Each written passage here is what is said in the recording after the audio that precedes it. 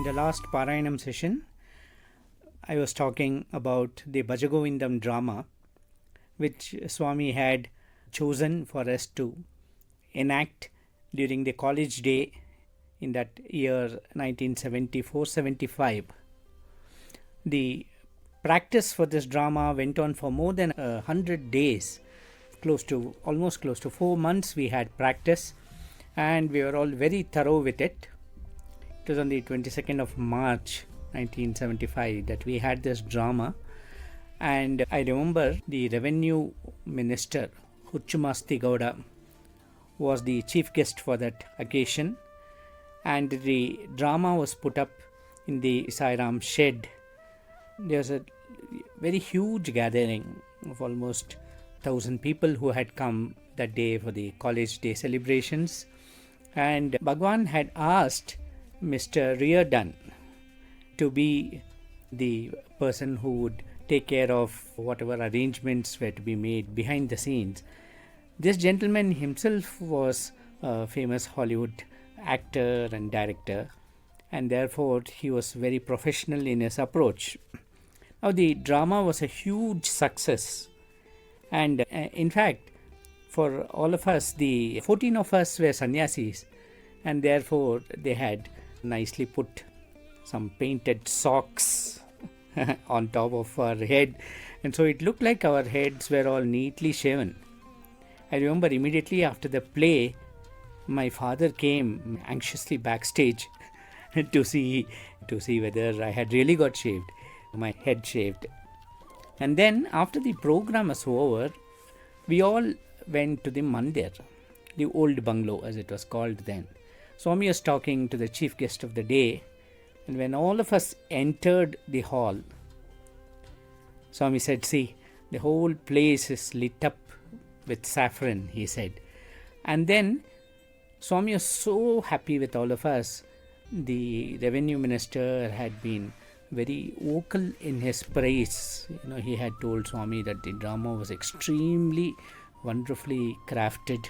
It was very beautiful. Their dialogues were very powerful, and it was a message which was the need of the hour, and so on. And so Swami was very happy. And the chief guest left. After he left, Swami called all of us, made us sit around him, and he himself served us fruit salad in small cups and made us eat sitting around him. And as he was going up the stairs, Swami paused for a while, looked at all of us and said, "Today you have given me so much of happiness. I will fill your lives with ananda." That's what he said. And he went up. Now the next morning, we had a very interesting scene. We were in what was called as a safe room. This building had been a palace, and therefore there was a safe there. And that room was built around that safe, I think, and therefore it was called the safe room. And as Swami came and sat on the sofa there were a lot of elders, and Swami was asking them how they liked the drama and all that. And then Mr. Indulal Shah said, "Swami, this drama is so beautiful, Swami. It should be put up in Mumbai, because Mumbai has a lot of these moneyed people, and this message is very powerful, that money comes and goes, morality comes and grows. This is the kind of message which is the need of the hour, and being a financial capital of the country, this drama should be put up there." Mr. Sohan Lal, who was the state president of Delhi and that region, he said, "Swami, this drama definitely needs to be put up at Delhi, because even though Mumbai is the financial capital, Delhi should get the chance first, because that is where the powers that be are there. That is where you have all the power and people with lot of positions, ministers, union minister, everybody is there, the cabinet, and all the MPs come there for the parliament session. And therefore this drama will have a message for all of them to show that power is not permanent. Power also comes and goes. So this message is very important for them. And as they were discussing like this, Mr. Balakrishna Eradi, who had become I think later he had become the youngest judge of the Supreme Court, he said, Swami, I have a prayer. This drama should definitely be put up in Kerala, Swami. So everyone looked at him with surprise. And Swami asked, why Kerala? Mumbai, Bombay is okay because it's a financial capital. Delhi, it's okay because it's a national capital. Why Kerala? Then he said, Swami, that is where Adi Shankara was himself born, in Kaladi. And therefore this drama should first be put up there. And then there was a discussion, and all these elders came up with a plan. They said, Swami, this drama is not meant for just this region or that region of the country. It's meant for the entire country. And therefore, we feel that we should arrange a train, and these boys should be taken from town to town, city to city, capital to capital. And this drama should be enacted in all the places so that this message of Adi Shankara spreads all over the country. Swami just dismissed the whole idea. He said, no, these are not drama actors. They are not professional actors. They are all students.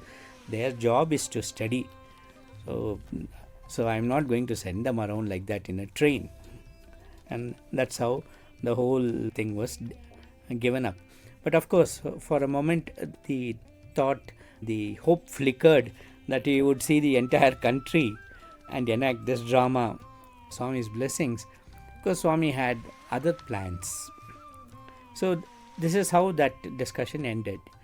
And then our exams were getting over, and as all the students were being sent home, Swami just told, hey boys, be ready. That's what he said, be ready. We didn't know what we had to be ready for. And he looked at all of us who were actors in that drama and said, be ready. And then we got a letter from the warden saying that Swami had blessed us with the opportunity to travel to Mumbai to present this drama during the Dharmakshetra anniversary celebrations. And so we all assembled back in Brindavan around Ishwaramba Day, and we stayed for a couple of days here, and then we were to go to Bombay on the anniversary of Dharmakshetra was on, I think, May 12th.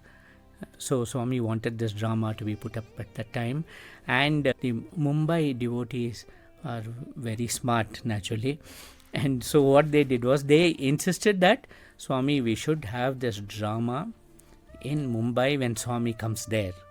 So they wanted to make sure that Swami is also present in Mumbai, and Swami readily agreed, and Swami gave permission, and so that we were all to go there.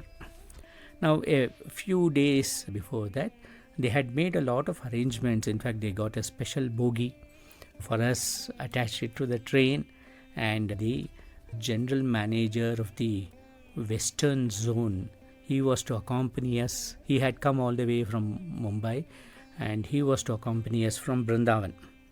I remember that day when this entire process started. Swami had come to the hostel that afternoon. Our train was at 7:30 in the night, and Swami had come at around 3:30. And as he entered the hostel and all the students were standing around Swami, Mr. Java of Joy Ice Cream Factory bought 2 big packets of, I think, about 48 ice creams each, and gave it to Swami to bless, and said, Swami, these are new ice creams for which we have just inaugurating now with Swami's blessings, and we would like Swami to bless this. And Swami told him, give it to these boys, let them eat in the train.